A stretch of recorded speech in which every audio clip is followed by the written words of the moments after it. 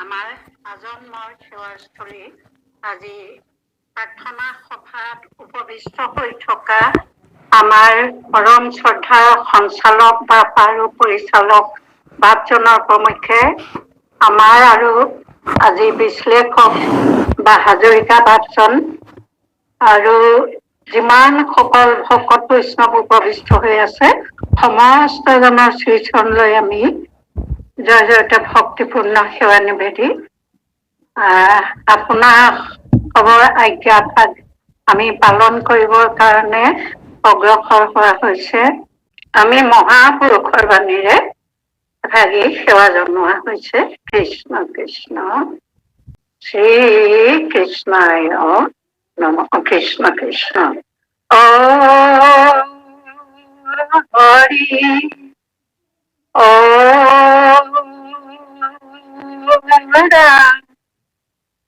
কৃষ্ণ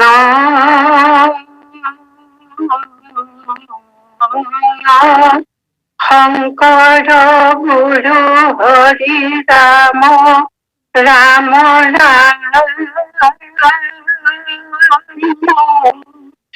ৰাম হৰি ৰাম ৰাম রাম শ্রী কৃষ্ণায় নমো নমঃ। শ্লোক ये মুক্তাঃ নিঃস্পৃহ প্রতিপদ প্রমিলদানন্দদান ইয়ামাস্থায় সমস্তমস্ত কর্মণি কুর্বন্তি সেবতে তন ভক্তানপি তন স্বভক্তিমোহিতং ভক্তপ্রিয়ং শ্রীহরিং বন্দে সন্তমর্থয়ে নদীবসং নিত্যং শরণ্যং ভজে।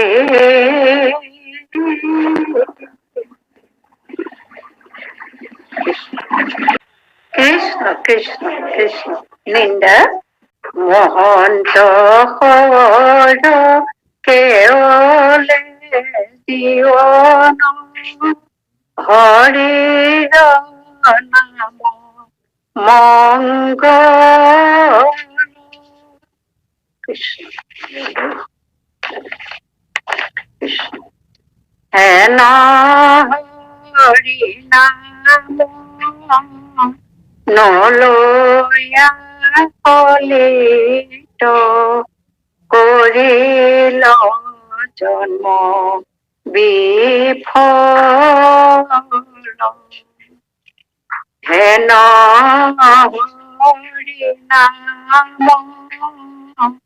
নলয়া কলিত কৰিল জন্ম বিফল।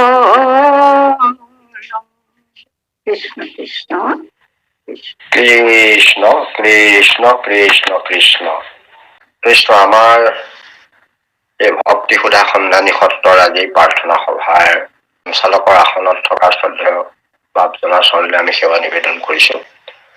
আজি নামঘোষা শাস্ত্ৰ পাঠৰ আসনত থকা আমাৰ কাকতি আইৰে আমি সেৱা জনাইছো। ভক্তি সুধা সন্ধানী সত্ৰৰ সভাপতি, উপসভাপতি, সম্পাদক, উপদেষ্টা আৰু সমস্ত বাপ বান্ধৱ আই মাতৃলৈ আমি অতি ভক্তিভাৱেৰে সেৱা নিবেদন কৰিছো। আমি এয়া পাঠৰ কিছু আলোচনা কৰিবৰ কাৰণে আগবঢ়া হৈছে।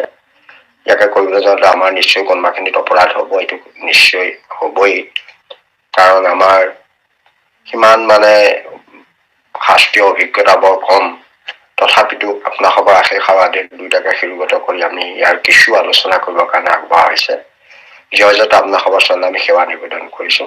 কৃষ্ণ কৃষ্ণ কৃষ্ণ কৃষ্ণ কৃষ্ণ মই অনাথক দয়া কৰো পৰমানন্দ দাস বুলি ধৰি মনত ধৰি নিজ ভিতৰ সংগত আঙ্গুলি মুখত সকলো দান দে দিন তুলি ধৰো কেশ চিঙি দিওঁ চৰণত কেশ চিঙি দিওঁ কৃষ্ণ কৃষ্ণ।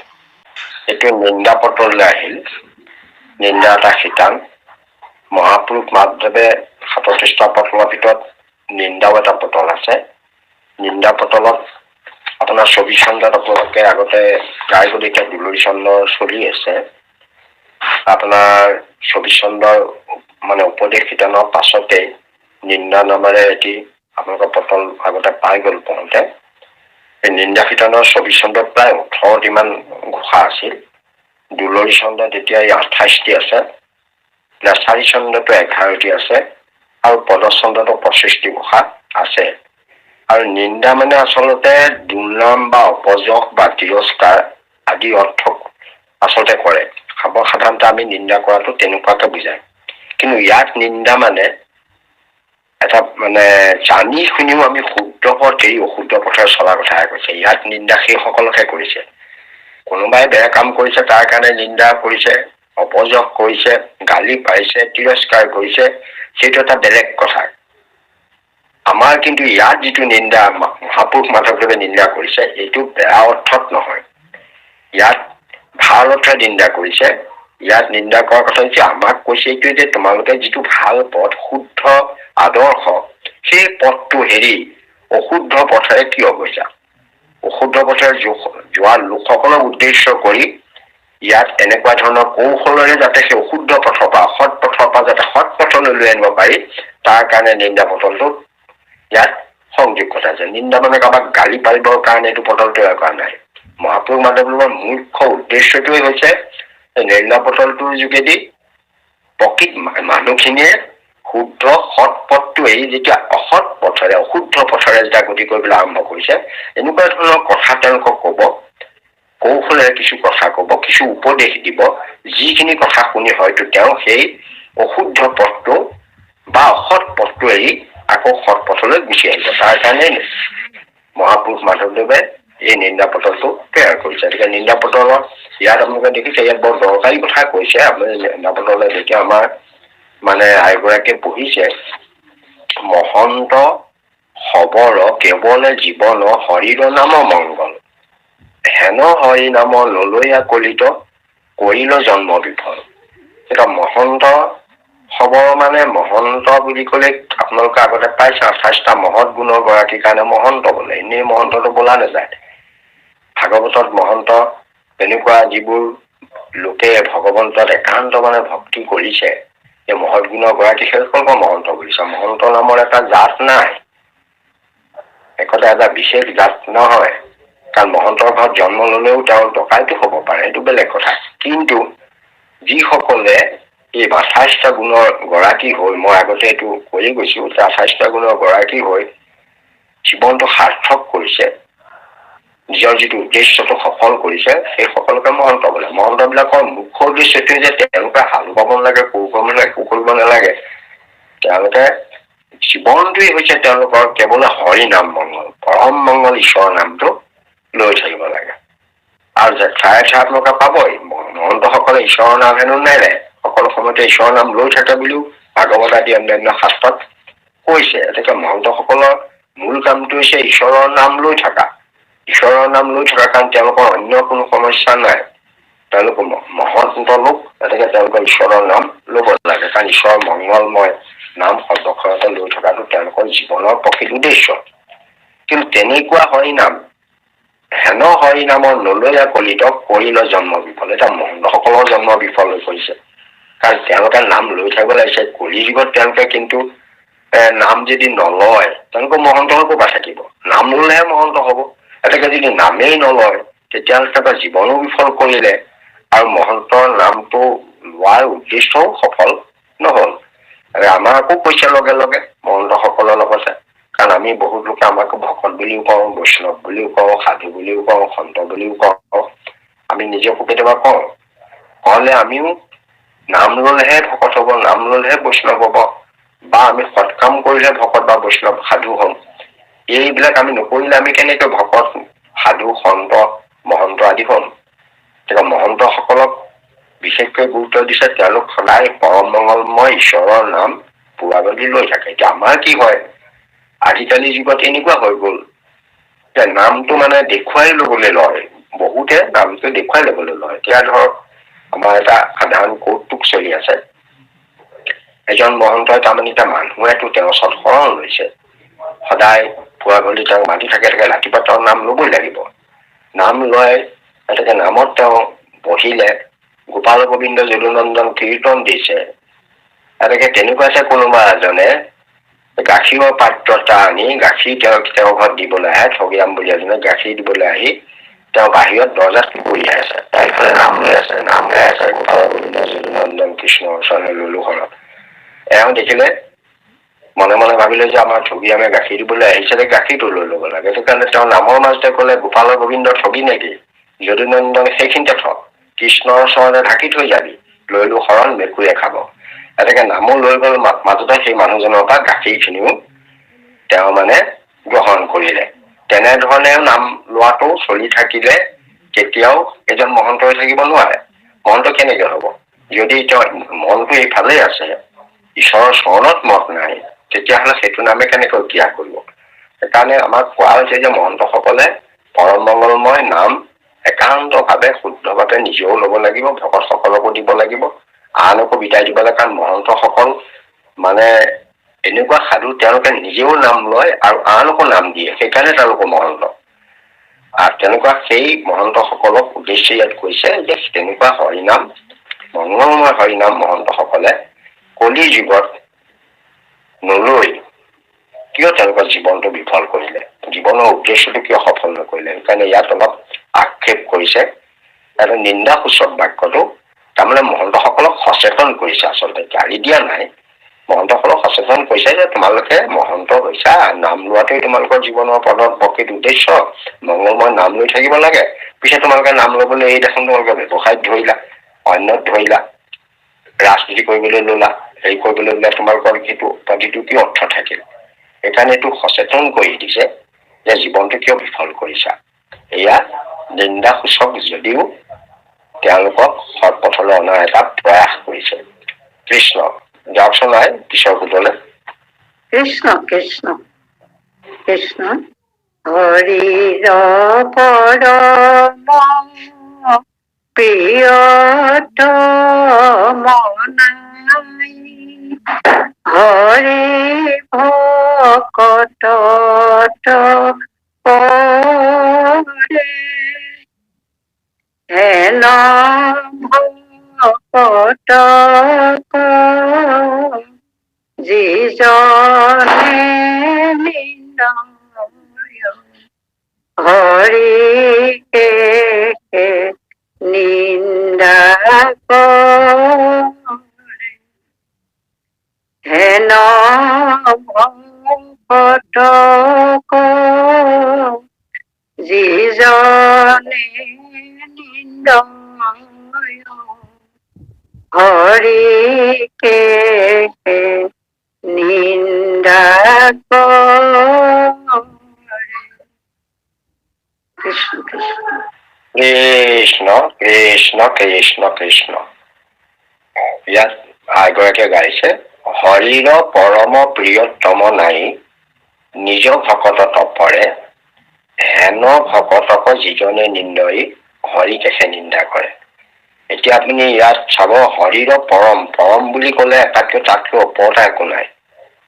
পৰম শব্দটোৱে আমাৰ ইংৰাজীত সুপ্ৰিম বুজায়, তাৰ ওপৰত আৰু নাই। তাৰপাছত প্ৰিয়তম, প্ৰিয়, প্ৰিয়তৰ প্ৰিয়তম, মানে সুপাৰটিভ ডিগ্ৰী, প্ৰিয়তম। ইমান ওপৰত কৈছে যে হৰিৰ পৰম প্ৰিয়তম, প্ৰিয়তমৰ আগত আকৌ পৰমটো লগাইছে। এই প্ৰিয়তমটোৱে আটাইতকৈ মানে ওপৰত, তাতকৈ নাই আৰু, সকলোতকৈ ভাল পায়। প্ৰিয়তম মানে যেতিয়া অকলে এজনক ভাল পায় প্ৰিয় কয়, দুজনৰ মাজত ভাল পালে তেওঁক প্ৰিয়তৰ কয়, যেতিয়া সকলোতকে ভাল পালে তেওঁক কয় প্ৰিয়তম। তাৰ আগত আকৌ পৰমটো লগাই কৈছে যে হৰিৰ পৰম প্ৰিয়তম, নিজৰ ভকতৰ বাহিৰে আৰু কোনো নাই। অৰ্থাৎ ভকতক তেওঁ ইমান বেছি পায়।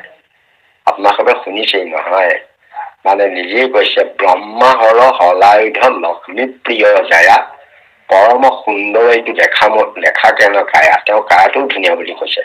অৰ্থাৎ ব্ৰহ্মাহৰ হলায়ুধ এইবিলাক তেওঁ মানে প্ৰিয়, ভাল পায়, সেইটো প্ৰিয় বুলি কৈছে, সেইবিলাকক ভাল পায়। তাতকৈ তেওঁ দেখুৱালে যে লক্ষ্মী মোৰ আকৌ প্ৰিয়, লক্ষ্মীকো মই ভাল পাওঁ, কাৰণ মোৰ প্ৰিয় জায়া, তাতোতকৈ সুন্দৰ মোৰ দেহাটোক মই ভাল পাওঁ, সেইটো প্ৰিয়ত্তৰ হল। 2 নম্বৰ ঠাইত। তাৰ পাছত কৈ দিলে যে তাতোতকৈও মই মোৰ প্ৰিয়তম ভকতজন। এই তিনিওটাতকৈ ব্ৰহ্মা হৰহলাৰিধ, লক্ষ্মী প্ৰিয় যায়, এইবোৰতো প্ৰিয় হ'ল। তাতকৈ প্ৰিয়তৰ হ'ল দেহটো, কাৰণ দেহটো সকলোৱে ভাল পায়, সুন্দৰ কায়া। তাৰ পাছতে ক'লে যে এই সকলোতকৈ মোৰ আটাইতকৈ বেছি ভাল পাওঁ মই ভকতকহে। তেতিয়া ভকতক হীন বুলি বাক্য লগত দৰ কেনেমতে ভাঙিব ভকত জগত। গতিকে ভকতকে মোৰ হৃদয় স্বৰূপৰ স্বভাৱ, মোৰ ভকতে মোৰ হৃদয়। গতিকে ভকতৰ যেতিয়া ভগৱন্তৰ হৃদয় হৈ যায় তেতিয়া ভগৱন্তৰ ভকতক কিমান ভাল পায়। সেইকাৰণে ভকতক হীন বুলি বাক্য লাগে দৰ। ভকতক কোনোবাই যদি বেয়া ব্যৱহাৰ কৰে তেওঁ ৰুব নোৱাৰে, আমাৰ এটা কি হয়, আমাৰ আকৌ ভকত বিলাকেও তেনেকে ভগৱন্তক সেইদি ভাবিব লাগিব। আমাৰ ভকত বিলাক তেনেকুৱা ভকতো হ'ব লাগিব। আমাৰ চৈতন্যদেৱে লিখা এটা কথা মই পঢ়িছিলো, তাত মানে এই এবাৰ বিষ্ণু লক্ষ্মীৰ সৈতে শয়ন কৰি আছে। শয়ন কৰি থাকোতে হঠাতে লক্ষ্মীক ঠেলা মাৰি পেলাই বিষ্ণু দৌৰ মাৰিছে বাহিৰলৈ। দৌৰ মৰা দেখি পেলাই লক্ষ্মীয়ে ভাবিছে আৰু কি হৈ গ'ল, কথা নাই বতা নাই, পথকে কোনো নকলো কলৈ যাওঁ, একদম দৌৰি গ'ল। তাৰপিছত অলপ পাছত আকৌ বিষ্ণুৱে ঘূৰি আহিছে। ঘূৰি আহি পেলাই তেওঁৰ চকুত হেনো দুটোপাল পানী, চকুত পানী লৈ পেলাই অহা দেখি পেলাই লক্ষ্মীয়ে আগবাঢ়ি গৈ সুধিলে যে প্ৰভু আপোনাৰ যে কি হ'ল, মোক ঠেলা মাৰি পেলাই আপুনি এনেকৈ গুচি গ'ল, আৰু লগতে আপুনি এতিয়া আকৌ অলপ পাছতে ঘূৰি আহিছে, আকৌ চকুত পানী ওলাইছে, কি দুখ পালে আপুনি কওক। বোলে কবা কি জানানে, মোৰ ভকতৰ সমান প্ৰিয় কোনো নাই। ভকতৰ কিবা এটা হ'ল বুলি ক'লে মই একদম ক'ব নোৱাৰা হৈ যাওঁ, ফুৰি পৰো। মোৰ ভকতে ক'ৰবাত দুখ পাব, কষ্ট পাব, মই এইটো একদম সহ্য কৰিব নোৱাৰো। ভকতৰ মোৰ প্ৰাণ, ভকতৰ মোৰ হৃদয়। পিছে আজিনো কি হ'ল, বোলে মোৰ তেনেকুৱা ভকত এজন, মোৰ নাম লৈ লৈ ভকত এজন আহি আছিলে। এই ভকতজনে ময়ে নাম লৈ আহি আছিলে। আহি থাকোতে এই ধোবা এটাই নদীৰ পাৰত কাপোৰ এসোপা ধুই কাপোৰবোৰ মেলি থৈছিলে। আমাৰ ভকতে নাম লৈ লৈ নাম গাই গাই আহোঁতে সেই ধোবাটোৱে মেলি থোৱা কাপোৰ শুকাবলৈ মেলি থৈছিল। গোটেই কাপোৰবোৰ গচকি পেলালে নহয়। কাপোৰবোৰ গচকি পেলালে ধোবাটো খং উঠিলতে তাৰ কাপোৰবোৰ ইমান ধুনীয়াকে ধুই মেলি থৈছে। ইটো নাজানে যে ভকতেই নে কি, এনেকে প্ৰকাণ্ড পকোন এডাল লৈ পেলাই আমাৰ ভকতক মাৰিবৰ কাৰণে খেদা মাৰি আহিছিল। সেইটো মই ইয়াত পটকে দেখা পাই গলো যে মোৰ ভকতক এজন মানুহে মাৰিবলৈ আহিছে পকোন এডাল লৈ। ভকতকতো মই কেতিয়াও পুনৰ আঘাত আনিবলৈ নিদিওঁ। সেইকাৰণে মই তেওঁ ভকতজনক ৰক্ষা কৰিবৰ কাৰণে ইয়াৰ পৰা দৌৰ মাৰিছিলো। পিছে আপুনি দৌৰ মাৰিলে আকৌ ঘূৰি আহিলেগে, কথাটো কি? বোলে কবা কি বুজিছা, ময়ো গৈ সেইখিনিত পালো ভকতক ৰক্ষা কৰিবলৈ। আমাৰ ভকতজনে কি কৰিছে জানানে, যিজনে নাম লৈ আহিছিলে সেইজনে নাম লবলৈ পটকে এৰি দি প্ৰকাণ্ড শিল এটা তলৰ পৰা উঠাই লৈছে সেই ধোবাটোক মাৰিবলৈ। মই দেখিলো তেওঁ ইতিমধ্যে প্ৰতিকাৰ কৰিলেই। প্ৰকাণ্ড শিলটোকহে তেওঁ বিশ্বাস কৰিছে, নাম লৈছে, মোৰ বিশ্বাস ৰাখিছে সেই শিলটো। সেইটোৱে কৰ্মত বিশ্বাস, অৰ্থাৎ তেওঁ শিলটোহে বচাব বুলি ভাবিছে। সেইকাৰণে মোৰ কাম নাইকিয়া হৈ গ'ল। সেইকাৰণে মই ভাবিলো যে মই যাওঁগৈ, কাৰণ তেওঁ শিলটো উঠাই ললেই নহয় ধোবাটোক মাৰিবলৈ। এতিয়া আমাৰ কথাবোৰ তেনেকুৱা হয়, ভগৱন্তৰ ভকতসকল প্ৰিয়, কিন্তু প্ৰিয় হৈ তেতিয়াহে থাকিব যদি আমি সেই প্ৰিয় তত্ত্ব আমি ৰক্ষা কৰিবলৈ পাৰো। তেওঁৰ ওপৰত বিশ্বাস ৰাখিব লাগিব, তেওঁৰ ওপৰত দৃঢ় বিশ্বাস ৰাখিব লাগিব। আমি যে ভগৱন্তৰ লক্ষ্য শ্ৰেষ্ঠ বিশ্বাস, ভগৱন্তৰ ৰক্ষা কৰি ভগৱন্তকো নাম গৈছে, পুৱা গলি গুৰ খুৱাই কৈছে, কোনোবাজনে ক'লে তোমাৰ এইটো হেৰি হৈছে, এটা কাম কৰিবাচোন বোলে, তাবিজডাল লৈ ল'বা হে, মোক এতিয়া বৰ বঢ়িয়া তাবিজডাল যাম মনে মনে কাপোৰ তলত আপুনি তাবিজটো কিনি আছে। কঁকালতো আকৌ মাইকী মানুহ বিলাকৰ কিবা এটা হলে কিবা এটা পিন্ধি থাকে। আকৌ কিবা এটা আপুনি অকমান চুৰিকটা এখন কৰবাত কেঁচুৱা চেচুৱা গৰ্ভত হলে চুৰিকটা এখন লৈছে, মানে হেৰিখনে বান্ধি মনে মনে থৈ দিয়ে। এই যে যিবোৰ অন্ধবিশ্বাস, ঈশ্বৰ বিশ্বাসৰ পাছত অন্ধবিশ্বাসটো ক'ৰ পৰা আহিল? ঈশ্বৰত যদি দৃঢ় বিশ্বাস আপুনি কৰিছে, পুৱা গধূলি যদি ঈশ্বৰতে সমস্ত সমৰ্পণ কৰিছে, তেতিয়াহ'লে আপুনি আকৌ এইটোত কেলে সমৰ্পণ কৰিলে? আমাৰ ভকতসকলক সেই দিশটোৰ প্ৰতিও চাব লাগিব, সমস্ত সমৰ্পণ কৰিব লাগিব। এইবিলাকৰ ওপৰত যদি আপুনি বিশ্বাস কৰে কেনেকৈ হ'ব? আমাৰ অন্ধবিশ্বাসেতো কেতিয়া, আপুনি দেখিছে তাহানি লাচিত বৰফুকনে আপোনাৰ সেই বেমাৰী গা ইফালেদি মানে ইয়াৰ কি কয় মোগলৰ সেনা আহি আক্ৰমণ কৰি আহি আন্ধাৰবাৰীৰ ওচৰ পালেহি। ইফালে ইয়াত গণকে চাই কৈ আছে, গণকক সুধিছে লাচিত বৰফুকনে যে তুমি চোৱাচোন সময় শুভ সময় হৈছেনে বাৰু, আমি আক্ৰমণ কৰিব পাৰিমনে, নহলে তেওঁলোকে আহি দেখোন কোনোবাখিনি পালেহি। তেতিয়া গণকে চাই গণি পিহি চাই কয় যে নহয়, এতিয়া সময় হোৱা নাই, শুভ সময় নাই, এই সময়ত যুদ্ধ কৰিলে আপুনি হাৰিব যুদ্ধত। তাৰপৰা আহি দেখিলে এফালৰ পৰা আহি কয়েই নহয়, তেওঁক আহি যে আহি পেলাই সৈন্য এফালৰ পৰা দহি কৰি আনিছে মোগলৰ সৈন্যই। লাচিতৰ অলপ খং উঠি গৈ আছে, গৈ পেলাই তেওঁক আকৌ সুধে, তেওঁক সেই একেটাকে ক'লে এইটো সময় হোৱা নাই। তেতিয়া খং উঠি পেলাই তেওঁক মানে কাটিয়ে পেলালে। কাটি তেওঁ যুদ্ধ কৰিবলৈ গৈ আপুনি দেখিলে মোগলক খেদি একেবাৰে মানুহক সিপাৰ কৰি পঠিয়াই দিলেগে। কেনেকে কৰিব পাৰিলে সেইটো? যদি অন্ধবিশ্বাসত তেওঁ থাকিলেহেঁতেন তেতিয়াহ'লে আজি আমি অসমখন স্বাধীন হৈ থাকিব নোৱাৰিলে, মানুহৰ আৰু কি কয় আমাৰ মোগলৰ হেৰিয়ালৈ গুচি গ'লেহেঁতেন। আমাক সেইকাৰণে অন্ধবিশ্বাসে আমাক বচাব নোৱাৰে। বহুত মানুহৰ অন্ধবিশ্বাসত পৰি মানুহ বহুত মৰি যায়, শেষ হৈ যায়। মানে তেনেকুৱা সেইবোৰ মানে কোনোৱে এই ধৰক বসন্ত ওলালে কিবা ওলালে তেনেকুৱা কৰোতে মানুহ মৰে গৈ ডাক্তৰৰ ওচৰলৈ নগৈ।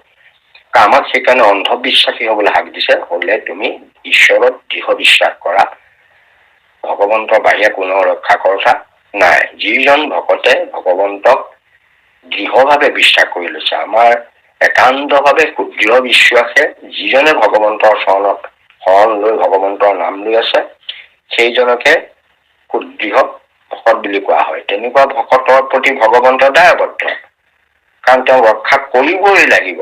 কাৰণ তেওঁ অন্য প্ৰাণ নাই, তেওঁ অকল ভগৱন্তৰ বাহিৰে অন্য চিন্তা নকৰে, গতিকে তেওঁ কৰিবই। কিন্তু যদি দোল তাবিজৰ প্ৰতিও যদি আপুনি বান্ধি থৈছে, তেতিয়াহ'লে সেইজন ভগৱন্তে সেইজন ভকতৰ ওচৰলৈ আহিবলৈ কি কাম আছে? তুমিতো মোকনো বিশ্বাসো কৰিছা, দোল তাবিজতো বিশ্বাস কৰিছা, তেতিয়াহ'লে মই তোমাক কেনেকৈ ৰক্ষা কৰিম? এতিয়া সেই তেনেকুৱাই সেইজন ভকতে যে সেইটো উঠাই ললে, লোৱাৰ লগে লগে ভগৱন্তৰ কাম নাইকিয়া হৈ গ'ল। আমাৰ সেইকাৰণে ইয়াত মাধৱ পুৰুষে কৈছে যে হৰি আটাইতকৈ প্ৰিয়তম হৈছে ভকতসকল, আৰু সেই ভকতসকলে ভগৱন্তৰ প্ৰিয়তম তেতিয়াহ'লে তেওঁ ভগৱন্তৰ বাহিৰে বিশ্বাস, সুদৃঢ় বিশ্বাস আনত কৰিব নালাগে, আন অন্ধবিশ্বাসৰ ফালে আহিব নালাগে। তেওঁলোকে ভগৱন্তকে দৃঢ় বিশ্বাস কৰি ল'ব লাগিব, কাৰণ ভগৱন্তই তেতিয়া সেইজন ভকতক প্ৰিয়তম হিচাপে স্বীকৃতি দিব। আৰু তেনেকুৱা ভগৱন্তই যিজন ভকতক তেওঁ পৰম প্ৰিয়তম বুলি কৈছে, সেইজন ভকতক যদি কোনোবা লোকে নিন্দা কৰে, তেতিয়া বাৰু ভগৱন্তে কেনেকৈ ক্ষমা কৰিব কওকচোন? যিজন ভকতৰ হৃদয়ত ভগৱান নিজে থাকো বুলি কৈছে, সেইজন ভকতক যদি কোনোবাই নিন্দা কৰে, তেতিয়াহ'লে ভগৱন্তকে নিন্দা কৰাৰ নিচিনা হ'ব। কাৰণ সেইজন ভকতৰ হৃদয়ত ভগৱান আছে, ভগৱান তেওঁৰ হৃদয়ত থাকো না, মই তেওঁৰ হৃদয়, মই তেনেকুৱা ভকতৰ সদায় হৃদয়তে থাকো, তেওঁৰ হৃদয় এৰি মই কলৈকো নাযাওঁ, ভগৱন্তে কৈছে। এতিয়া যিজনৰ হৃদয়ত ভগৱন্তৰ স্থান সোমাই আছে, যদি সেইজন ভকতক যদি কোনোবা মানুহে নিন্দা কৰে, কোনোবা লোকে বেয়া ব্যৱহাৰ কৰে, তেতিয়াহ'লেতো তেওঁ আৰু হৰিক নিন্দা কৰা বাহিৰে কাক নিন্দা কৰিলে? হৰিকে নিন্দা কৰা। সেইকাৰণে ইয়াত কৈছে তেনে ভকতক, তেনে হৰিৰ পৰম প্ৰিয়তম ভক্তসকলক যিসকল লোকে নিন্দা কৰে, তেতিয়াহ'লে সেয়া ভকতজনক নিন্দা কৰা হোৱা নাই, স্বয়ং ভগৱন্তকে নিন্দা কৰাৰ নিচিনা হৈছে বুলি ইয়াত মাধৱ পুৰুষে কৈছে। সেইকাৰণে নিন্দা কৰা লোকসকলক সাৱধান বাণী শুনাইছে যে তোমালোকে ভকতক নিন্দা নকৰিবা, ভকতক নিন্দা কৰিলে নাম অপৰাধত পৰিবা, তেতিয়া তাৰ পৰা তোমালোকৰ উদ্ধাৰ নাই। আমাক সেইবোৰ সাৱধান বাণী শুনাইছে যিসকলে ভকতক নিন্দা কৰে। ইয়াত এই মাধৱ পুৰুষক ইয়াত দুটা কাম কৰিছে, এটা ভকতৰ ভকতিটোত দৃঢ়তা আনিবলৈ কৈছে, ঈশ্বৰত বিশ্বাস আনিবলৈ এটা কথা কৈছে, আনহাতে সেই ভকতক নিন্দা কৰা লোকসকলকো সাৱধান কৰি দিছে যে তোমালোকে ভকতসকলক নিন্দা নকৰিবা, ভকতসকলক নিন্দা কৰা মানে ভগৱন্তকে নিন্দা কৰা হব। তেতিয়া ভগৱন্তৰ পৰা তোমালোকে কৃপা কেতিয়াও নোপোৱা, আৰু ভগৱন্তৰ কৃপা পাবলৈ হলে ভকতক তুমি মানে শ্ৰদ্ধা কৰিব লাগিব, তেতিয়াহে ভগৱন্তে কৃপা কৰিব। এই পাৰ্বতীৰ যোগেদি মহাপুৰুষ মাধৱদেৱে আমাক দুইটা দিশতে ইয়াক সচেতন কৰি দিছে। বাৰু আই যাওকচোন। কৃষ্ণ কৃষ্ণ কৃষ্ণ। হৰি ভকতৰ দুখ নধৰ জনকাল কলি ইহব কথা যিটো নমান তিনিটো কৰিয়া বলি ইহব কথা যিটো নমানয় তিনিটো কৰিয়া বলি কৃষ্ণ কৃষ্ণ কৃষ্ণ কৃষ্ণ কৃষ্ণ কৃষ্ণ। ইয়াত ভকতৰ গুৰুত্ব দেখাইছে। ভক্তসকল তেনেধৰণে এই সংসাৰত থাকে, তেওঁলোকে যে কোনো কালৈকো ভয় নকৰে, ভয় কৰাৰ প্ৰয়োজন নাথাকে। কাৰণ ভগৱন্তৰ অভয় চৰণ, নিৰ্ভয় চৰণত যেতিয়া আশ্ৰয় লৈছে, সেইখন ভকতে অন্য কথালৈ কিয় ভয় কৰিব, কেতিয়াও নকৰে। হৰি ভকতৰ দাৰ নধৰ যম কাল আৰু কলি ইহব কথা ক যিটো নামানয় তিনিওটো কৰিয়া বলি। এইটো মানে পাছৰ শেষৰটো অলপ মানে উপহাস্য কৰি কৈছে যে যিসকলে এইটো কথা মানিব নোখোজে তেওঁলোকে চাগে তিনিজনতকৈ বলি হব নেকি, এনেধৰণে কৈছে। এতিয়া হৰি ভকতৰ দোষ এই তিনিটাই নধৰে বুলি কৈছে। যমেও নধৰে, কাৰণ যমেতো হৰি ভকতসকলক কোনো ধৰণৰ শাস্তি দিব নোখোজে, কৈয়ে থৈছে আগতে যে মানে পুত্ৰ নাম ধৰি লওক বা অন্য উপহাস্য কৰিয়ে লওক বা যেনেকে মোৰ নাম লৈ থাকে, সেইসকলক মানে যমদূত সকলক কৈছে যে তহঁতি তেওঁলোকক কেতিয়া তেওঁলোকৰ ওচৰত ধন নাযাবি, আনকি তহঁতি কাৰণ দি পেলাই ভালকে শুনিবি ঈশ্বৰৰ নাম লৈ আছো নেকি, এইদে বুলি যমে যমদূত সকলক বহুত উপদেশ দিছে। আৰু যমে সেইকাৰণে তেওঁলোকৰ ভকতৰ ওচৰলৈ যাবলৈ মানা কৰিছে। যমদূতো নাযায়, যমো নাযায়। সেইদৰে কাল মানে সময়, কাৰণ ভক্তসকল এটা কথা আছে কি, আমি কাল বুলি কলে সময়ও ভকতসকল সদায় চিৰসেউজ হৈ থাকে। তেওঁলোকে মানে মৃত্যুক ভয় নকৰাটোৱে কালক জয় কৰা বুজায়। মৃত্যুক যিসকলে ভয় নকৰে, আমি মৰালে ভয় কৰিহেতো এনেকুৱা কৰিছো, পিছফালে চাইছো, আগফালে চাইছো, ভূত পেটলৈ ভয় কৰিছো ইত্যাদি ইত্যাদি হৈছে। কিছুমানে মৃত্যুঞ্জয় মানুহ আছে। মৃত্যুঞ্জয় মানে এতিয়া ধৰকচোন, যেতিয়া পৰীক্ষিতকে সুধিলে সুকমুনিয়ে যে তোমাক তক্ষকে দংশন কৰিবলৈ মই নিদিওঁ, মই তোমাক কথা দিছো, কোৱাচোন তোমাৰ এতিয়া মৰণৰ ভয়, মৃত্যু ভয়টো গুচিল নে নাই? পৰীক্ষিতে ভাগৱত শুনি মৰাৰ পৰা বাচিবলৈ ভাগৱত পঢ়া নাছিল। যিটো মৃত্যু ভয় আছিল, 7 দিনত তক্ষকে দংশন হব, তেওঁ মৃত্যু হৈ যাব, সেই মৃত্যু ভয়টো গুচাবৰ কাৰণে ভাগৱতে কাম। মৃত্যু ভয় তৰিবাৰ আনপন্থা আৰু নাই নাই। এতিয়া মৃত্যু ভয়টো নাইকিয়া গল, তেওঁ মন বিচাৰিছে, তেওঁ গম পাই গল যে বাল্য বৃদ্ধ যুৱা অৱস্থা দেহে যেনেদৰে ধৰে, তেনেকে দেহান্তৰো তেনে জানি জ্ঞানী মোহেৰে, যিটো গীতাত কৈছে। এইটো এটা দেহান্তৰ, বাল্য, যুৱা, বৃদ্ধ আৰু দেহান্ত, এই চাৰিওটা একে লাইনতে তেওঁ পকেট লোকসকল আনে যে দেহান্তটো এই দেহটো উপযুক্ত হৈছে থাকিবৰ কাৰণে, জীৱাত্মা থাকিবৰ কাৰণে, সেইকাৰণে দেহটো সলাই আন এটা দেহালে গতি কৰিছে, আন এটা দেহা ভাল দেহা এটা বিচাৰি লৈছে। সেইকাৰণে আমাক হেৰিয়াত এই মানে গীতাত কৈছে যে যেন জোকে তৃণ পাইলে এৰয় অপৰ, জীৱনৰ মৰণ যেনে সেই পতন্ত্ৰ। সেইকাৰণে তেওঁলোকে মৃত্যুক ভয় নকৰে, কাৰণ মৃত্যুটো এটা দেহান্ত বুলি ভাবে। এইটো দেহাটা সিটো দেহালৈ গৈছে কাৰণ তাক দেহান্ত বোলে। আৰু সেইকাৰণে তেওঁলোকে কালক জয় কৰিছে। কালে তেওঁলোকক অন্য একো কৰিব নোৱাৰে, কালে তেওঁলোকক মানে ভয় খুৱাব নোৱাৰে। তেওঁলোক সদায় চিৰসেউজ হৈ থাকিব, ভগৱন্তে তেওঁক কৃপা কৰিব। সেইদৰে কলিয়েটোতো কথাই দিছে, এই ভকতৰ ওচৰলৈ নাযাবি বুলি কোৱা আছে। যত হৰিনাম কীৰ্তন চলিব তালে তই কলি নাযাবি, এনেকে সীমা বান্ধি থোৱা আছে। কলি, কাল, যম এইকেইটাই কেতিয়াও ভকতৰ ওচৰত মানে কোনো ধৰণৰ প্ৰভাৱ ঘটোৱাৰ চেষ্টা নকৰে, তেওঁলোক আঁতৰতে থাকে। সেইকাৰণে হৰি ভকতৰ দায় বা দোষ যম কাল কলিয়ে নধৰে, সেইটো খাটাং।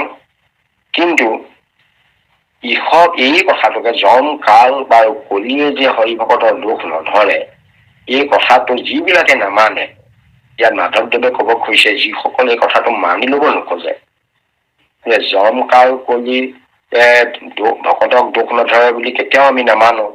এনেকে বুলি কোৱা কোনোবা এক শ্ৰেণীৰ লোক ওলাব পাৰে। তেতিয়া সেইজনক কব খুজিছে, এওঁ চাগে যিজনে এনেধৰণৰ কথা কয়, তেওঁ চাগে যম, কাল আৰু কলি এই তিনিওটাতকৈ তেওঁ বেছিকে বলি নেকি বাৰু, বেছি শক্তিশালী নেকি তেওঁ? এনেধৰণে ইয়াক এটা তাচ্ছিল্য সুৰত কথাষাৰ কব খুজিছে। তেওঁ কথা তাচ্ছিল্য কৰিছে। শাস্ত্ৰই কৈছে, বিভিন্ন ধৰণৰ শাস্ত্ৰই কৈছে যে ভকতসকলক যম, কাল, কলিয়ে একো কৰিব নোৱাৰে। সেই কথাটো এক শ্ৰেণীয়ে মানুহ মানি লব নোখোজে। তেওঁলোকক ইয়াত তাচ্ছিল্য কৰি মাধৱ পুৰুষে কৈছে যে এওঁ চাগে এই তিনিওটাতও বলি হব লাগিব, তেতিয়াহে তেওঁ নামানিব পাৰিব। সেইকাৰণে সেইটো কথা মানে এনেকুৱা অৱস্থাত কথাটো কৈছে যাতে যম, কাল, কলিয়ে যে ভকতে একো কৰিব নোৱাৰে এইটো খাটাং। তাত কোনো সন্দেহ বা সংশয় কৰিবলগীয়া কথা নাই। আমাৰ ভকতে খালি ভক্তিৰ পথত শুদ্ধ দিশে আগবাঢ়ি যাব লাগে। তেতিয়া যম, কাল, কলি এইবিলাকে আমাক ৰাস্তা এৰি দিব। আমি যলৈ গৈছো উদ্দেশ্যটো আমাৰ যেতিয়া সৎ উদ্দেশ্য থাকিব, তেতিয়া যম, কাল, কলি আমাক ৰাস্তা এৰি দিব। তেওঁলোকক দূৰৰ পাই ভকতৰ প্ৰতি তেওঁলোকে সেৱাহে জনাব। সেইকাৰণে আমি সেই কথাটো বুজি তালৈ কোনো সংশয় বা সন্দেহ কৰাৰ প্ৰয়োজন নাই। যাওকচোন বাৰু এগৰাকী পিছৰ কৃষ্ণ। হৰি ভকতৰ ছিদ্ৰ নধৰয়, দুষ্ট শিৰোমণি কলি, হেন ভকতৰ কিঞ্চিত ছিদ্ৰ সজনে থাকে আকলি, হেন ভকতৰ কিঞ্চিত ছিদ্ৰ সজনে থাকে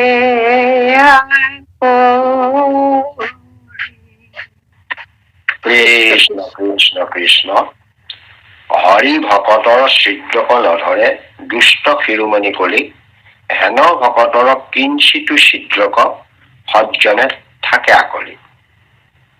দুষ্ট শিৰোমণি কলিক দুষ্টৰ শিৰোমণি বুলি কৈছে। কাৰণ কলিয়ে ছিদ্ৰ বিচাৰি ফুৰে। কলিয়ে হেনো ছিদ্ৰ বিচাৰি ফুৰে। কাক কি দুখ কৰিব পাৰি, কাৰণ এইটো যুগটো কলি যুগ। এতিয়া কলি যুগত তেওঁ সুবিধা পালে কলিৰ প্ৰভাৱলৈ আনিবই। কাৰণ আমি আজিৰ যুগত যদি মানুহে মদ আদি যদি চিন্তা খোৱা মেলা এইবিলাকৰ যদি চব গোট খাই যদি মদ পানী খোৱা আদি যদি চিন্তা কৰি থাকে, তাত কলি আহিবই। কোনোবাই জুৱা খেলা তাৰ লগত যদি লাগি থাকে তালৈ আহিবই। কোনোবাই যদি নাৰীৰ ওপৰত নাৰী মানে মহত পৰি বা জীৱনটো যদি তেনেকে নষ্ট কৰিবলৈ গুচি যায়, তেতিয়া তাততো কলিয়ে প্ৰৱেশ কৰিবই। ধন টকা পইচাৰ পাছে পাছে দৌৰি ফুৰিলে কলিয়ে প্ৰভাৱ বিস্তাৰ কৰিবই। এইদৰে কলিয়ে সেইবোৰ ছিদ্ৰ বিচাৰি সেইবিলাক মানুহক মানে সময়ে সময়ে কষ্ট দি আছে, পায়ো আছে চতুকা। ধন টকা পইচা বিচাৰি বিচাৰি বহুত মানুহ গৈ পেলাই হয়তো কিছুদিন তেওঁ ভোগ কৰিব, কিছুদিন সুখো পাব, আনন্দও পাব, কিন্তু শেষ পৰিণতিটো তেওঁৰ বেয়া। এইটো খাটাং। সকলোৱে জানে অধৰ্মৰ ফল যেন আচিতাতে নহয়, মাটিত গুটি দি দিলে লাহে লাহে হয়। লাহে লাহে হয়। অধৰ্মৰে কৰা কাম প্ৰথমৰ ফল দেখি অতি উজ্জ্বল সুজল সুফল। অধৰ্মৰে কৰা কামবিলাকৰ প্ৰথমৰ ফলবোৰ বৰ ভাল, ধুনীয়া লাগে, ভাল লাগে, কিন্তু পাছত সেহান্তৰত গৈ পুত্ৰ ভাৰ্যা সমোলঞ্চ লৈ সেহান্তৰত নাহৈ সমোলঞ্চ গৈ সমস্ত লগ যায়। নিজৰ সৎভাৱে কথাখিনিও যায়, অসৎভাৱে কথাখিনিও গুচি যায়। সেইকাৰণে আমাক কৈছে যে অধৰ্ম পথত তোমাক নাযাবা, সৎ পথত থাকিবা। কাৰণ অধৰ্ম পথত গলে কলি থাকিবই, লগত থাকিবই। কলিৰ সহযোগ নহলে অধৰ্ম পথত মানুহ যাব নোৱাৰে। ভকত সকলে কিন্তু অধৰ্ম পথত নাযায়। ভকতসকল সদায় সৎ পথত থাকে, শুদ্ধ ধৰ্মত থাকে, ঈশ্বৰৰ বিশ্বাস ৰাখে, সাধু সংগত থাকে, ঈশ্বৰৰ গুণ নাম জপ লীলা চৰিত্ৰত লগত নিজক প্ৰতিপ্ৰীতি কৰি ৰখাৰ চেষ্টা কৰে। সেইকাৰণে সেই ভক্তসকলক দুষ্ট শিৰোমণি যদিও কলিয়ে কোনো ছিদ্ৰ নধৰে। কাৰণ ছিদ্ৰ ধৰিবলৈ ভয় কৰে। আগতে তেওঁ কোৱা আছে ভকতক তেওঁৰ ওচৰলৈ নাযাবি। এনেকৈ সঁচাকৈ দুষ্ট শিৰোমণি যদিও কলিয়ে এই ভকতসকলৰ ওচৰত কোনো ছিদ্ৰ ধৰিবলৈ নাহে, কোনো দুখ বিচাৰি নুফুৰে। কিন্তু তেনে ভকতসকলক কলি দুষ্ট শিৰোমণি কলিয়ে তেওঁলোকক ভকতসকলৰ দুখ বা ছিদ্ৰ নধৰে। কিন্তু সেইসকল ভকতক আমাৰ আকৌ সজ্জনসকলে, তথাকথিত সজ্জন, সজ্জন মানে সদ্গুণৰ গৰাকী, ভাল মানুহ বুলি কওঁ আমি। ভাল মানুহ, সমাজত সন্মানিত ব্যক্তি, গুণ গৰিমাৰে বিভূষিত, সেইসকলে কিন্তু সেই ভক্তসকলৰ ছিদ্ৰ বিচাৰি ফুৰে।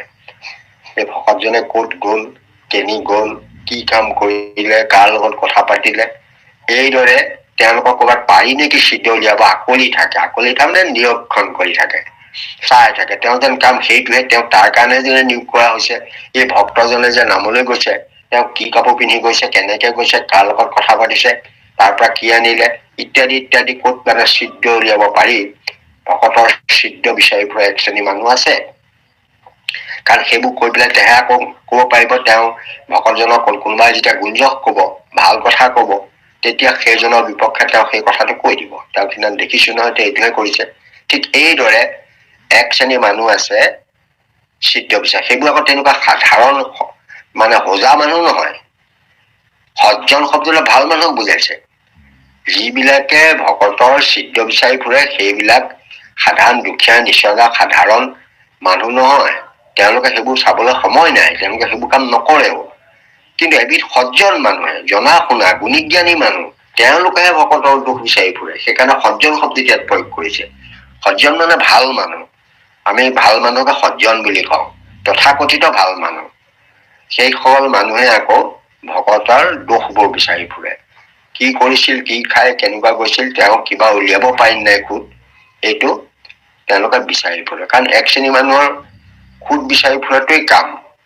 তেতিয়া কাৰণ তেওঁলোকে নিজেও ভকতি কৰে, ভকতি কৰা লোকসকলৰ যাতে দুখ উলিয়াব পাৰি, ভুল কাম কৰিছে বুলি ক'ব পাৰি, তাকে কৈ পেলাই কাৰোবাৰ লগত ক'ব, কোনোবা সমাজত ক'ব, প্ৰচাৰ হৈ যাব। আপোনালোকে আজিকালি দেখিছে ছচিয়েল মিডিয়াত বহু মানুহ আছে, ছচিয়েল মিডিয়াত কাৰোবাৰ কেনেকে দুখ উলিয়াব পাৰি সেইটো। কিন্তু আত্মসমালোচনা কৰা মানুহৰ সংখ্যা বৰ কম। আত্মসমালোচনা আমি এতিয়া মাধৱদেৱে এইবোৰতো আত্মসমালোচনা কৰি আছে। আত্মসমালোচনা কৰি লিখা মানুহৰ সংখ্যা কম। কোনে কি কৰিলে, কোনে কি নাই কৰা, এই কথাবোৰ লিখা এক শ্ৰেণী মানুহ আছে। যে তেওঁ কি কি ভুল কৰিলে, যে মোৰ জীৱনটো অনুশোচনা হৈছে, মই এইখিনি ভুল কৰিলো, এইটো বুলি আপুনি লিখা কোনোবা আপুনি কেতিয়াও ছচিয়েল মিডিয়াত নাপায়। কাৰণ সেইবোৰ নিলিখে, কাৰণ নিজৰ কথাবোৰ ভুল কাম কৰিলো বুলি কোৱা কথা নকয়। কিন্তু তেওঁ যদি সেইবোৰ কাম লিখি দিলেহেঁতেন, কৰি দিলেহেঁতেন, তেওঁ হৃদয়খন পৰিষ্কাৰ হৈ গ'ল, সমস্ত পাপৰ পৰা মুক্তি পালাহেঁতেন। সেই কামটো কিন্তু নকৰে। লোকৰ ভকতৰ দুখ, অন্যৰ লোকৰ দুখ, এইবোৰ দেখি ফুৰা এক শ্ৰেণী সজ্জন আছে। আৰু সেইবোৰ সজ্জনে আপোনাৰ সভাই সমিতিয়ে মানুহৰ গুণৰ মাজত বিভিন্ন ঠাইত বা আনকি আজিকালি ছচিয়েল মিডিয়াতো বিভিন্ন ধৰণে ফেচবুক আদিত লিখি সেইটোৱে মানুহবিলাকক সমালোচনা কৰি থাকে। সেইকাৰণে ভকতৰ ছিদ্ৰ বিচাৰি ফুৰা লোকসকলক ইয়াত মহাপুৰুষ মাধৱদেৱে অলপ টানকৈ কৈছে। তেওঁ সজ্জন বুলি কৈছে, যে তেওঁ ভকতৰ ছিদ্ৰ বিচাৰ লোকসকল সজ্জন যদিও কলিতকৈও বেয়া। তাৰমানে এইটোহে ইয়াত তুলনা কৰিছে যে দুষ্ট শিৰোমণি কলিতকৈও সেইবোৰ সজ্জন বেয়া। কাৰণ দুষ্ট কলি হব পাৰে, শিৰোমণি হব পাৰে কলি, দুষ্টৰ শিৰোমণি, কিন্তু ভকতৰ ছিদ্ৰ কিন্তু কলিয়ে নধৰে। কিন্তু এবিধ সজ্জন আছে, তথাকথিত সজ্জন আছে, যিসকলে আকৌ দুষ্ট শিৰোমণি কলিয়ে দুখ ছিদ্ৰ নেদেখা লোকজনৰ আকৌ ছিদ্ৰ বিচাৰি ফুৰে। অৰ্থাৎ এইজন কলিতকৈও বেয়া, সেই অৰ্থতহে ইয়াত প্ৰকাশ কৰিছে। এতেকে আমাক এই কৈছে যে আমি ভকতৰ দুখ দেখাৰ চেষ্টা কৰিব নালাগে। কাৰণ আমাক এটা মহাপুৰুষ মাধৱদেৱে নামঘোষা এটা পাইছে, কোনে দুখ দেখে। দুখ দেখা মানুহজন তেওঁ কেতিয়াও ভাল নহয়, জানি লব। এইটো আমাৰ দুখ দেখাজন তেওঁ নিজে দুখী হবই লাগিব। কাৰণ অধমে কেৱলে দুখক, অধম শ্ৰেণীৰ মানুহ বিলাকে দুখী মানুহে লোকৰ দুখ দেখে, চোৰেহে চোৰৰ ঠেং দেখে। এইবোৰ আমাৰ প্ৰচলিত কথা আছে। এজন মানুহ এটা পুখুৰীত ৰাতি আহি এখন দলঙত নামি তেওঁ মানে মুখ হাত ধুইছে, সিফালৰ পৰাও এটাই মানে সিখন দলঙত নামি সিফালৰ পুখুৰীত নামি পেলাই তেওঁ মুখ হাত ধুইছে। তেতিয়া এইজনে ভাবিছে এইজন নামৰ পৰা আহিছে, এইজনো চাগে ভকত কৰবা নামৰ পৰা আহি পেলাই ইয়াত মুখ হাত ধুই ঘৰলৈ যাব। আকৌ সিফালজনক হয়তো চোৰ আছিলে, সেই চোৰটোৱে কৈছে এই চাগে কৰবাত ভালকে কৰবাত চুৰ কৰি আহিছে দেই ৰাতি, ইও চুৰ কৰি আহিছে, ঠিক মানে সি এওঁক চুৰ বুলি ভাবিছে, ইজনে তেওঁক সাধু বুলি ভাবিছে। আৰু যিসকলে তেনেকৈ দেখি থাকে তেওঁলোকে আচলতে তেওঁলোক ভাল নহয়, অধম বুলিয়ে কৈছে। অধমে কেৱলৰ দোষৰ মধ্যমে দুখগুণৰ লয়ৰ বিচাৰ, উত্তমে দেশৰ গুণ, উত্তমে অল্প গুণে কৰিয়া বিচাৰ। আমি পৰাপক্ষত লোকৰ গুণহে লব লাগে, গুণখিনি ললে আমাৰ লাভ হব। দুখবোৰ দেখি থাকিলে আমাৰ লাভ নহয়, বৰঞ্চ লোকচান আছে। দুটা লোকচান হল, ভকতৰ ওচৰত অপৰাধ ঘটিল আৰু লগে দুখটোহে মই পাগলী থাকিলো, সেই দুখটোৰ কথা ভাবিলো, সেই দুখটোৱে মোৰ হৃদয়ত ক্ৰিয়া কৰিব, তাৰ ফলত গৈ পেলাই মই দুখী হৈ যামগৈ। পৰাপক্ষত আমি লোকৰ গুণখিনি যদি লওঁ, সেই গুণখিনি আয়ত্ব কৰিবলৈ চেষ্টা কৰিম, প্ৰয়োগ কৰিবলৈ চেষ্টা কৰিম, তেতিয়া ময়ো লাভৱান হম আৰু মোৰ মনটোও ভাল লাগিব, হৃদয়খনো ভাল লাগিব, আৰু ভকতৰ নিন্দা কৰা যিটো অপৰাধ, সেই অপৰাধৰ পৰা মই বাচি যাম। সেইকাৰণে ইয়াত মহাপুৰুষ মাধৱদেৱে সজ্জনসকলক তাচ্ছিল্য কৰি অলপ দুষ্ট শিৰোমণি কলিতকৈও বেয়া বুলিহে আচলতে কবলৈ গৈছে। নাম সজ্জন বুলি কৈছে, কিন্তু যদি কৈছে যে এইটো তেখেতসকলে ভাল কৰা নাই, এইটো নকৰাটো উচিত হব বুলি মহাপুৰুষ মাধৱদেৱে ভাবিছে যে ভকতৰ চিত্ত বিচাৰি ফুৰাটো উচিত কাম নহয়। কৃষ্ণ আই যাওকচোন। কৃষ্ণ কৃষ্ণ কৃষ্ণ। হৰি চৰণ সদা আৰাধন্ত, ব্ৰহ্মাহৰ পুৰন্দৰ, হেন হৰি পদে শৰণ। আমাক এইটো মাধৱ পুৰুষে আহ্বান জনাইছে যে আমি ভগৱন্তৰ চৰণত সদায় ভজি থাকিব লাগে, তেওঁৰ নাম লব লাগে, তেওঁৰ চৰণত যিটো নীতিপূৰ্বক আমি সেৱা কাৰ্য সম্পাদন কৰি থাকিব লাগে, সেইটো কথা ইয়াত গুৰুত্ব দিছে।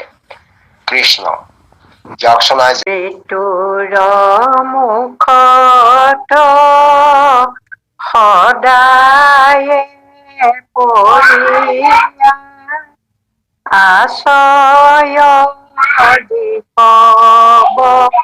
নৰে, সিটো নিদাৰুণ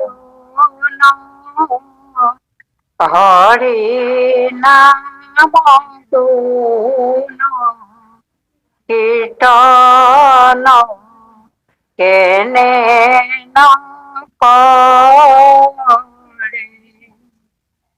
সিটো নিদাৰুণ হৰি নাম গুণ কীৰ্তন কেনে নকৰে।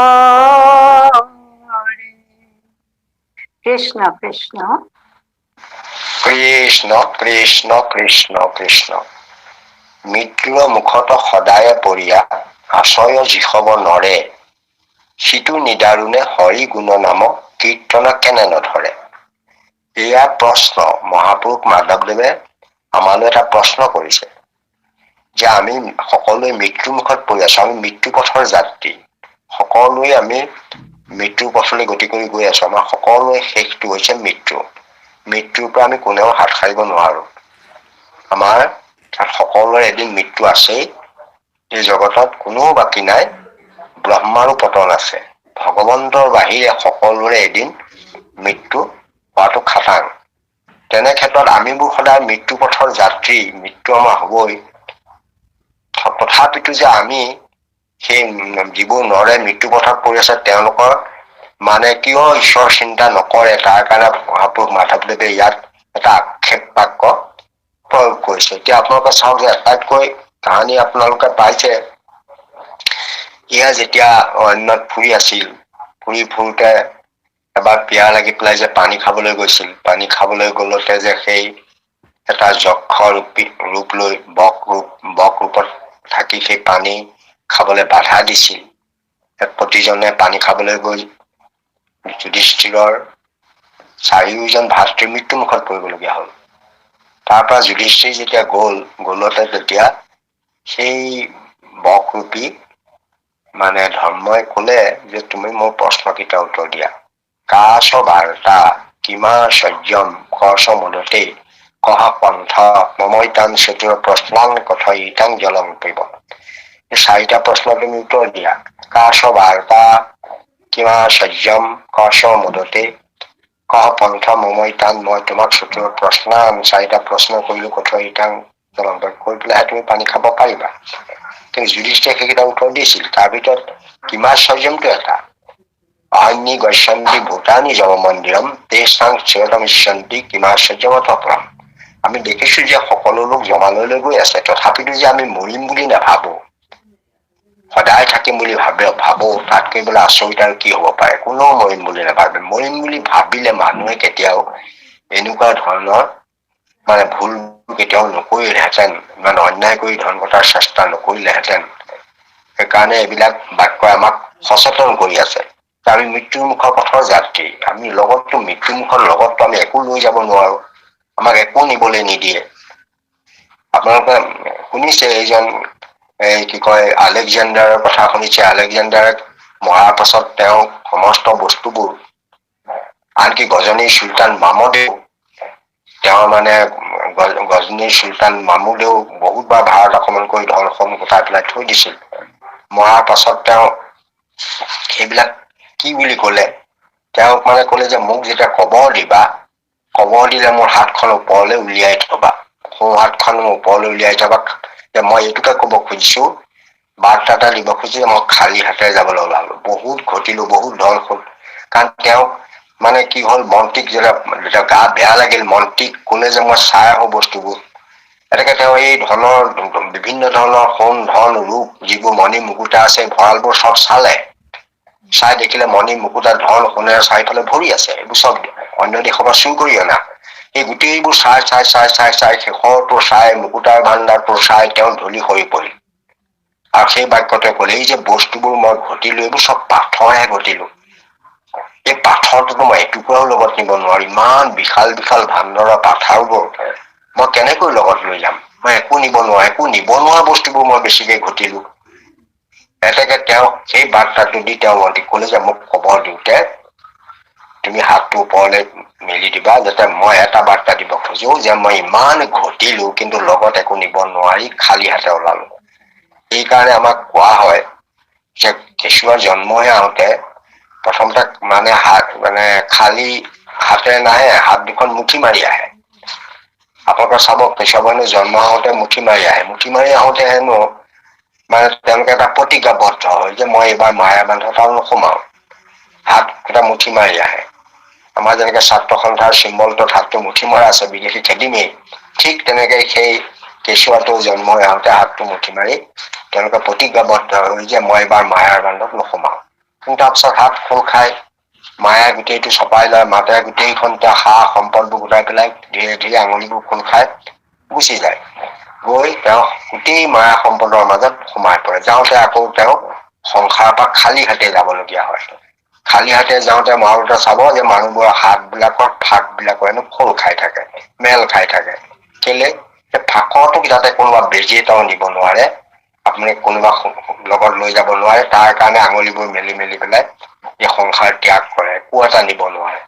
লগত একো নিব নোৱাৰা বস্তুবোৰ আমি ধেৰ ঘটো, আৰু সেইবিলাক আমি বহুত মানে দমাই দমাই ঘটো, কিন্তু নিব পৰা বস্তু আমি ঘটাৰ চেষ্টা নকৰো। আমি মৃত্যুমুখৰ যাত্ৰী, সেইকাৰণে আমি নিব পৰা, মৰাৰ পাছতো কামত অহা বস্তু আমি নিব লাগিব। এতেকে আমাৰ পৰকালৰ বিদ বুলি কয় ঈশ্বৰৰ নামটো, ইহ পৰ কালে নামত বিনায়ন নাই, চাৰিও বেদলৈ মুখ্য অভিপ্ৰায়। যে পৰকালত যিটো সম্পদে আপোনাক কামত দিব, সেই সম্পদটো আপুনি ঘটক। সেই সম্পদটো হ'ল নাম, ঈশ্বৰৰ নাম আপুনি যিমান পাৰে লওক, আত্মাৰ লগত একেবাৰে সি মানে নিবৃয় হৈ গাঁঠি থাকিব, আৰু আত্মাৰ লগতে আপোনাৰ এই লিংগ দেহৰ লগতে সি গুচি যাব শৰীৰৰ পৰা ওলাই। গতিকে নামে তেওঁক শক্তি দিব, সামৰ্থ্য দিব, তেওঁ যাত্ৰা পথৰ সহায়ক হব। কিন্তু এই বাকী বস্তুবোৰ যিবোৰ ঘটিলে এইবোৰ কিন্তু একো নিব নোৱাৰে। সেইকাৰণে মৃত্যু পথৰ যিটো সম্বল হৰি নাম, সেই হৰিনাম আমাক আমি লব লাগে, কাৰণ আমি মৃত্যু মুখলৈ গৈ আছো। আৰু আমি সেইবিলাকে যে আমি যদি হৰিগুণৰ নাম নলওঁ, আমি হৰি কীৰ্তন যদি নকৰো, তেতিয়াহ'লে আমাক ইয়াত মহাপুৰুষ মাধৱদেৱে নিদাৰুণ বুলি কৈছে। নিদাৰুণ, সিটো নিদাৰুণে হৰি গুণ নামক কীৰ্তনক কেনে নকৰে? আৰে তুমি মৃত্যু মুখলৈ গৈ আছা, মৃত্যু পথৰ সম্বল, পৰকালৰ বিধ, তুমি হৰি কীৰ্তন হৰি গুণ নাম কিয় লোৱা নাই? যিটো আচল তোমাৰ কামত আহিব সেইটো তুমি কিয় লোৱা নাই? নোলোৱাৰ কাৰণে আমাক কৈছে যে এই সম্পদবোৰ তুমি গোটাই আছা, যিবোৰ তোমাৰ কোনো কামত নাহে, তেতিয়া তুমি নিদাৰুণ। নিদাৰুণ মানে তুমি তোমাৰ হৃদয়খন কঠোৱা, তুমি প্ৰকৃত তোমাৰ উদ্দেশ্যটো তুমি বুজি পোৱা নাই। কাৰণ তোমাৰ মৰাটোক মৰিবতো লাগিবই। সেইকাৰণে ইয়াত মহাপুৰুষ মাধৱদেৱে আমাক সচেতন কৰিছে যে তুমি নিদাৰুণ নহবা, তুমি ঈশ্বৰৰ নাম সৰ্বক্ষণে লৈ থকা, এইটো তোমাৰ পৰকালৰ সম্পদ হব আৰু মৃত্যু জয় কৰিব পাৰিবা। মৃত্যুৰ প্ৰতি যিটো ভয়, সেই ভয়ো এই নামে তোমাক নাইকিয়া কৰি দিবগৈ। সেইকাৰণে আমাক আমাৰ মৃত্যু পথৰ যাত্ৰীসকলক মহাপুৰুষ মাধৱদেৱে আহ্বান জনাইছে, আমি ঈশ্বৰৰ নাম হৰি গুণ নাম সৰ্বক্ষণতে লৈ থকাৰ চেষ্টা কৰিব লাগে। কৃষ্ণ। আৰু যাওকচোন। কৃষ্ণ। ভাৰত ভূমিত জনম লোভিয়া নভজে হৰি চৰণে, সিটো জ্ঞান শূন্য পশুটো অধম, জনম লোভিলে কেনে, সিটো ভাই জ্ঞান শূন্য পশুটো অধম, জনম লোভিলে কেনে। আকৌ দোহাৰি দিওঁ আৰু হয় নাই? নালাগে, হৈছে আৰু ইয়াৰ পিছত আপুনি চাৰিজয় দি সময় দিব। এতিয়া তেখেতে ব্যাখ্যা ভাগ কৰি লওক। কৃষ্ণ কৃষ্ণ। কৃষ্ণ কৃষ্ণ কৃষ্ণ। এয়া মহাপুৰুষ মাধৱদেৱে হৰি ভক্তি নকৰা লোকসকলক লৈ আক্ষেপ কৰিছে যে সেই জ্ঞানশূন্য লোকসকল পশুতকৈ অধম। তেওঁলোকে এই ভাৰতবৰ্ষত আহি কেলেই জন্ম ললে? কাৰণ ভাৰতবৰ্ষ এখন পুণ্য ভূমি, পবিত্ৰ ভূমি। ইয়াত যদি হৰি ভক্তি নকৰে, তেতিয়াহ'লে তেওঁলোকে অন্য ক'তনো হৰি ভক্তি কৰিব? হৰি ভক্তি কৰিব পৰা উত্তম পৰিৱেশ থকা ভূমিভাগেই হৈছে ভাৰতবৰ্ষ। ভাৰতবৰ্ষ আটাইকেইটা দিশৰ পৰা যদি আপোনালোকে চায়, যে যদি পৃথিৱীৰ স্থান হিচাপেও চায়, মেৰুৰ দিশৰ ফালৰ পৰা চায়, বা আৰু আমাৰ যিটো ঠাণ্ডা গৰম এইবোৰ দিশৰ পৰা চায়, এই সমস্ত দিশৰ পৰা চালে ভাৰতবৰ্ষখন পৃথিৱীৰ ভিতৰতে এখন উত্তম স্থান হিচাপে গণ্য কৰা হৈছে আৰু পবিত্ৰ স্থান বুলি কোৱা হৈছে। আৰু এনেকুৱা এখন ঠাই ভূমিত মানুহে জন্ম লাভ কৰি যদি তেওঁ হৰি ভক্তি নকৰে, তেতিয়াহ'লে তেওঁ বাৰু তেওঁৰ জন্ম কিয় হল? কাৰণ ভাৰতবৰ্ষত জন্ম লাভ কৰি, মানুহ হিচাপে জন্ম লাভ কৰি, মনুষ্য হিচাপে জন্ম লাভ কৰি যদি হৰি ভক্তি নকৰে, তেতিয়াহ'লে সেইজন পশুৰ তুল্য হল। কাৰণ পশুৰ নিচিনা তেওঁ চৰিত্ৰ হৈ গল বুলি ইয়াত মাধৱদেৱে আক্ষেপ কৰি কৈছে। আমাৰ এতিয়া বহুতে কয় যে ভাৰতখননো কেনেকেই ভাল হল? ভাৰতক কিয় ভাল বুলি কোৱা হৈছে? ভাৰত শব্দটো হৈছে মানে জ্যোতি, যত জ্যোতিৰ প্ৰকাশ হৈছে। কথাও সঁচা। আপোনাৰ সবে যি সৃষ্টিৰ ফালৰ পৰা চায়, আৰম্ভণিৰ পৰা গোটেই পৃথিৱীখন যেনেকৈ প্ৰিয়ৱত ৰজাই ভাগ কৰিছিলে, তাৰ পৰা গৈ গৈ আহি জম্বুদ্বীপ হল। সেই জম্বুদ্বীপৰ পৰা এই বিভিন্ন ধৰণৰ দেশবিলাকৰ সৃষ্টি হল।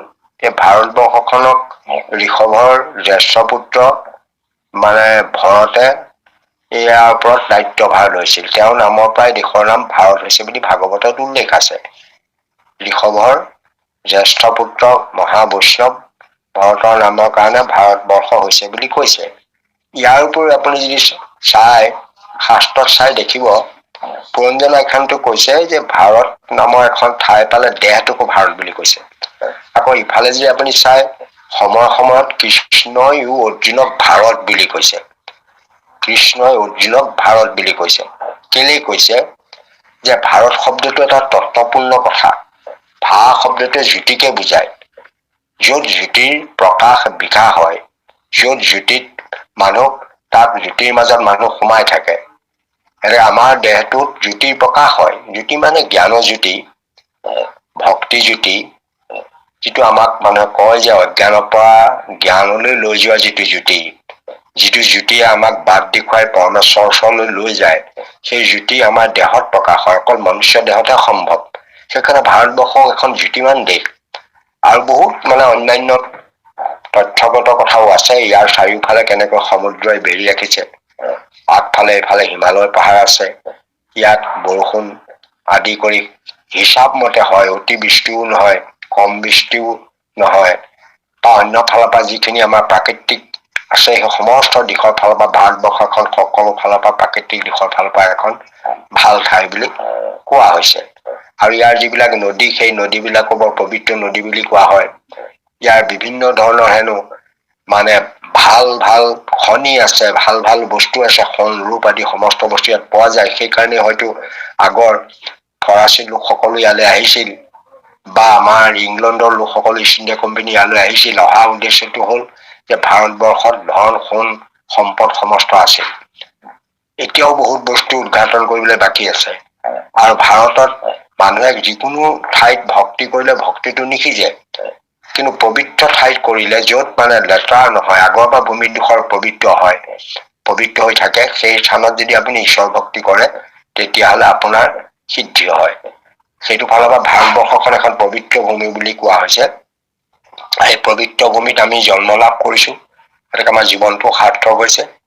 তাৰ উপৰি আমি সময়টো, যুগটো, কলি যুগ পাইছো, সেইটো আমাৰ কাৰণে ভাল বুলি কৈছে। কলি যদিও দুষ্ট শিৰোমণি, তথাপিতো ভকতৰ কাৰণে কলি যুগটো ভাল যুগ বুলি কৈছে। আৰু ঈশ্বৰৰ নাম, এই চাৰিটা ললেই আমাৰ জীৱনটো সাৰ্থক হৈ যায়। ঠাইডোখৰ ভাল পালোৱেই, আৰু আমাৰ যুগটো ভাল পালোৱেই, আৰু লগে লগে আমি মনুষ্য দেহটো লাভ কৰিলো, আৰু সেইটো আমাৰ, আৰু লগতে ঈশ্বৰৰ নাম ললে চাৰি সংযোগত আমাৰ জীৱনটো সাৰ্থক হৈ যাব। যিসকলে ভাৰতবৰ্ষত আহি মনুষ্য দেহ লাভ কৰিছে, মনুষ্য দেহ লাভ কৰিও যদি হৰি ভক্তি নকৰে, যেন মাধৱ পুৰুষে কৈছে যে মনুষ্য দেহ লাভ কৰি যদি হৰি ভক্তি নকৰে, নভজে হৰি চৰণ, সেইজনক জ্ঞান শূন্য বুলি কৈছে। জ্ঞান শূন্য মানে এক প্ৰকাৰ গালিয়ে পাইছে। সেইজন জ্ঞান শূন্য, তেওঁ হেনো পশুটো অধম, জনম লভিল কেনে, তেওঁ ইয়াত জন্ম লভিলেই কেনে, ভাৰতবৰ্ষ নিচিনা ঠাইত জন্ম লাভ এনেকৈ কৰিলে, যদিহে তেওঁ ভগৱন্তৰ চৰণ ভজনা কৰিবলৈ ইচ্ছা কৰা নাই। গতিকে ইয়াত এই মহাপুৰুষ মাধৱদেৱে হৰি ভক্তি নকৰা লোকসকলক ভাৰতবৰ্ষত তেওঁ ইয়াত এক প্ৰকাৰ গৰিহণা দিছে। কৃষ্ণ কৃষ্ণ এতিয়া মানে দুহাৰৰ কাল। কৃষ্ণ কৃষ্ণ কৃষ্ণ। ভাৰত ভূমিত জনম লভিয়া নভজে হৰি চৰণে, সিটো জ্ঞান শূন্য অসুতো ধৰ্ম জনম লভিলে কেনে, জনম লভিলে কেনে। কৃষ্ণ কৃষ্ণ জয় ৰাম, জয় ৰাম, জয়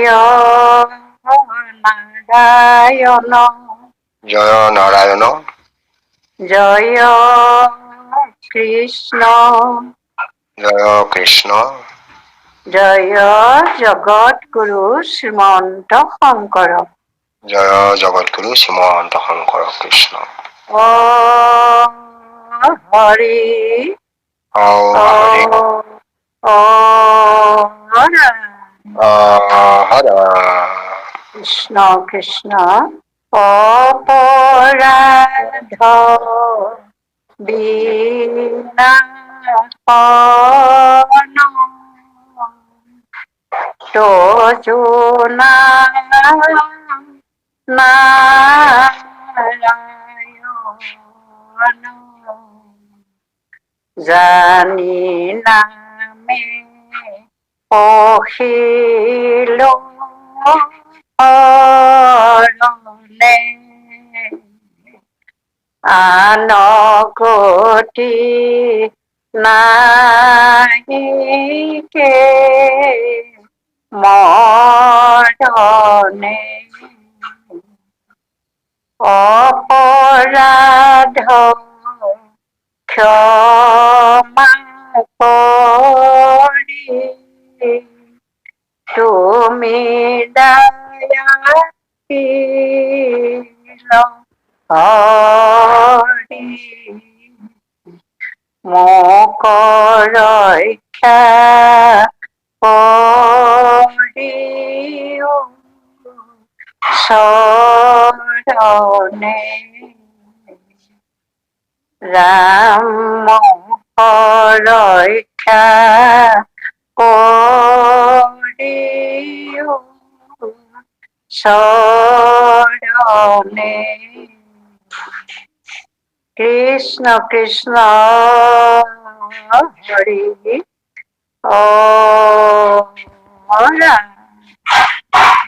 শ্ৰীমন্ত শংকৰ হৰি ভকতৰ জানা যেন কল্পত তাহান্ত বিনা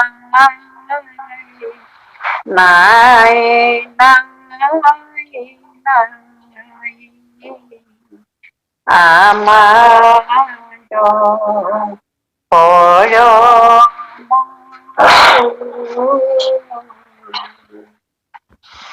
তাহান্ত বিনা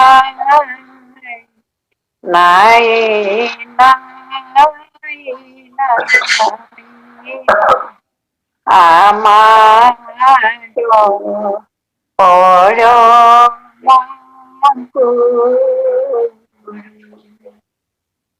কৃষ্ণ কৃষ্ণ